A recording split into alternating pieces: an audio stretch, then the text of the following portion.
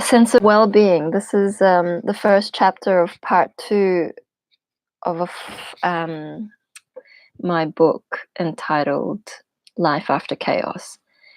And these chapters, the early chapters, I actually have more of a view from my past of being a child and what that sense of well-being meant for me then. And I speak about anger as a core emotion that I observed around my immediate environment.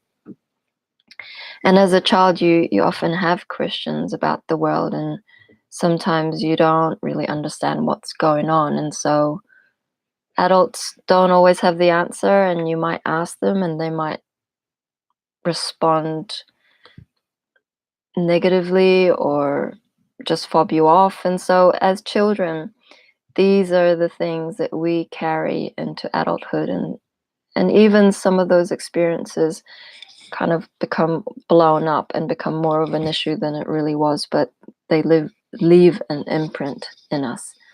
So I talk about anger and how I didn't cope very well when people were angry, and that really caused this edge in my being, and I just would cry in my bedroom if something happened and I didn't understand what was going on, and I would just deal with it in that childlike way. I mean, how else do you understand something when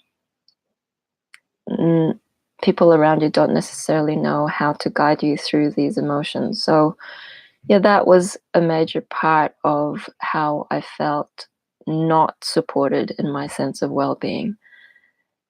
But obviously you go back and you see it from an adult perspective, and you begin to understand and forgive and start to heal those wounds. And that's really important to recognize, is that we don't always have to be stuck in the past. We can transform it, we can do work around it, and we can resolve those issues from the present standpoint.